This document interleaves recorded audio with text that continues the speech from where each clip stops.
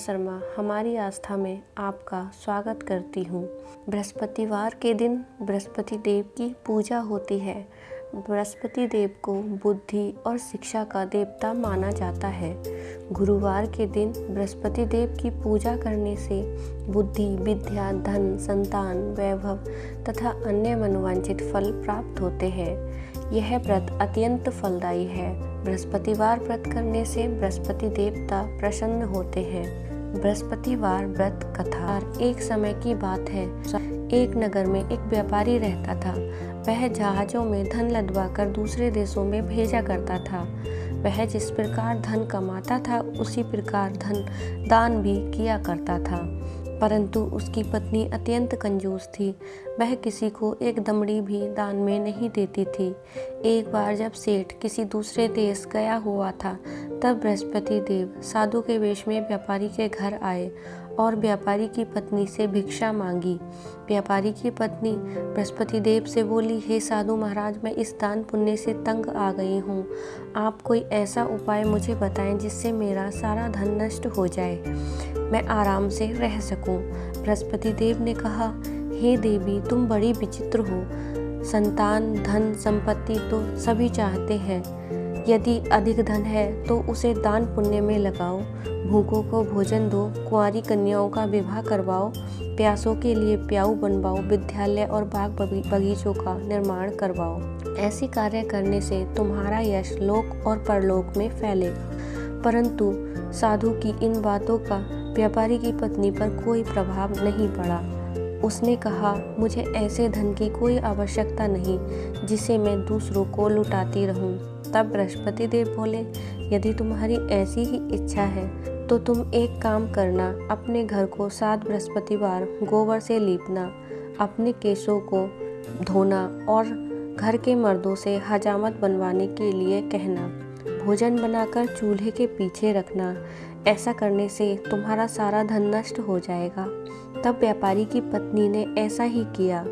7 गुरुवार बीतते बीतते उसका सारा धन नष्ट हो गया तथा वह बीमार रहने लगी और कुछ समय में ही परलोक सिधार गई। व्यापारी जब दूसरे देश से वापस आया तब उसने देखा कि उसका समस्त धन नष्ट हो चुका है तथा उसकी पत्नी भी परलोक सिधार चुकी है। तब उसने अपनी पुत्री को सांत्वना दी और वह दूसरे नगर में जाकर बस गया। उस नगर में वह जंगल से लकड़ियां काट कर लाता और उन्हें शहर में बेचता। जो कुछ धन मिलता वह उससे गुजारा करने लगा। एक दिन उसकी पुत्री ने दही खाने की इच्छा प्रकट की, लेकिन व्यापारी के पास दही खरीदने के पैसे नहीं थे। उसने अपनी पुत्री को आश्वासन दिया और लकड़ी काटने के लिए जंगल को चला गया। वहाँ वह एक वृक्ष के नीचे बैठकर अपनी पूर्व दशा को याद कर रोने लगा। उस दिन बृहस्पतिवार था। बृहस्पति देव साधु के वेश में वहाँ आए और पूछने लगे, हे लकड़हारे, इस बियावान जन में तू क्यों सोच मगन बैठा है? लकड़हारे ने कहा, हे महात्मा, आप तो अंतर्यामी हैं, सब जानते हैं। इतना कहकर उसने साधु को अपनी कथा सुनाई और रोने लगा। तब साधु ने कहा, हे लकड़हारे, तेरी पत्नी ने बृहस्पति देव का अपमान किया है, इसी कारण तुम्हें ये कष्ट झेलना पड़ रहा है। अगले बृहस्पतिवार को तुम गुड़, चना व मुनक्का लाकर बृहस्पति देव की कथा करके व्रत करना तथा प्रसाद को परिवार में बांटना। भगवान तुम्हारा अवश्य कल्याण करेंगे। यह बात सुनकर लकड़हारा बोला, हे महाराज, मुझे तो इतना धन भी नहीं बचता कि मैं अपनी पुत्री को दही लाकर दे सकूं। मैं गुड़, चना, मुनक्का कैसे लाऊंगा? इस पर साधु बोले, तुम लकड़ियां बेच के शहर जाना और तुम्हें लकड़ियों के चौगुने दाम मिलेंगे, जिससे तुम्हारे सारे कार्य सिद्ध हो जाएंगे। उसने लकड़ियां काटी और शहर को बेचने के लिए चल पड़ा। उसे उस रोज लकड़ियों के दाम बहुत अच्छे मिले, जिससे उसने अपनी पुत्री के लिए दही लिया तथा गुरुवार की कथा हेतु गुड़, चना तथा मुनक्का भी लिया। अब बृहस्पतिवार को उसने कथा की और प्रसाद बांटकर स्वयं भी खाया। उसी दिन से उसकी सभी कठिनाइयां दूर होने लगीं, परंतु अगले बृहस्पतिवार वह कथा करना भूल गया। अगले बृहस्पतिवार वहाँ के राजा ने घोषणा की कि समस्त राज्य के सभी लोगों को महल में भोजन करने आना है। यदि कोई भोजन करने नहीं आएगा तो उसे फांसी की सज़ा दी जाएगी। राजा की आज्ञा अनुसार सभी लोग राजा के महल में भोजन करने के लिए पहुँचे, परंतु लकड़हारा व उसकी पुत्री कुछ देर से पहुँचे। अतः राजा उन्हें अपने साथ महल में लेवा लाए तथा भोजन कराया। तभी रानी की दृष्टि खूंटी पर टंगे हुए हार पर गई, जो अब वहाँ नहीं था। रानी ने सोचा कि शायद व्यापारी तथा उसकी पुत्री ने यह हार चुरा लिया है। तब राजा ने सैनिकों को बुलवाकर दोनों को कारावास में डलवा दिया। कैद खाने में दोनों अत्यंत दुखी हुए और वहाँ उन्होंने बृहस्पति देवता को स्मरण किया।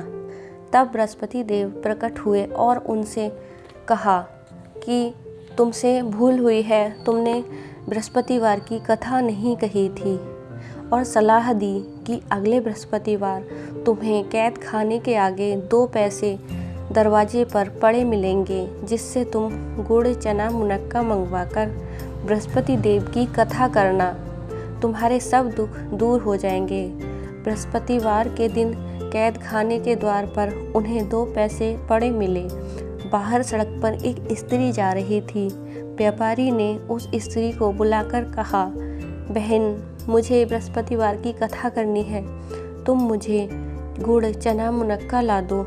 स्त्री बोली, मेरे पास समय नहीं है, मैं अपनी पुत्र वधू के लिए गहने लेने जा रही हूँ, और वो चली गई। फिर एक अन्य स्त्री उधर से गुजर रही थी। व्यापारी ने उसे रोका और कहा, बहन, मुझे बृहस्पति देव की कथा करनी है, तुम मुझे गुड़ चना ला दो जिससे मैं कथा कर सकूं। स्त्री बोली, भैया, मेरा पुत्र मर गया है, मैं उसके लिए कफन लेने जा रही हूँ, परंतु पहले मैं तुम्हारे लिए गुड़ चना मुनक्का लाकर दूंगी। स्त्री ने गुड़ चना मुनक्का व्यापारी को लाकर दिए तथा कथा सुनी व प्रसाद लेकर चल दी। वह अपने घर पहुँची, तब लोग उसके पुत्र को शमशान ले जा रहे थे। स्त्री ने कहा, रुको, मुझे मेरे पुत्र के अंतिम दर्शन करने दो। उस स्त्री ने अपने पुत्र का मुख देखा तथा बृहस्पति देव की कथा का प्रसाद उसके मुख में डाल दिया। प्रसाद खाते ही उसका पुत्र राम राम कहकर उठ खड़ा हुआ। वहीं जब प्रथम स्त्री अपनी होने वाली पुत्र वधू के लिए गहने लेकर अपने घर पहुंची, तब उसका पुत्र घोड़ी पर चढ़ रहा था तथा घोड़ी अचानक ही उछल गई तथा उसका पुत्र गिरकर मर गया। स्त्री रो रोकर बृहस्पति देव से क्षमा मांगने लगी तथा दौड़ी दौड़ी व्यापारी के पास गई और कथा सुनी तथा प्रसाद लेकर अपने पुत्र के मुख में डाला। वह पुत्र भी राम राम करके उठ खड़ा हुआ।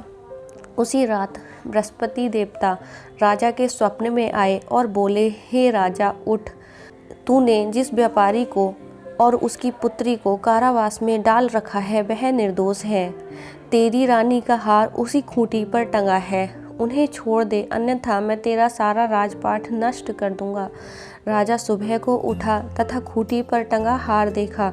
तब राजा और रानी ने व्यापारी व उसकी पुत्री को बुलवाकर क्षमा याचना की तथा उसकी पुत्री का विवाह उच्च कुल में कराकर व्यापारी को आभूषण व वस्त्र भेंट में देकर विदा किया। जो सद्भावना से बृहस्पति देव का व्रत करते हैं तथा कथा सुनते हैं तथा दूसरों को सुनाते हैं, भगवान उनकी समस्त मनोकामना पूर्ण करते हैं। ओम नमो भगवते वासुदेव।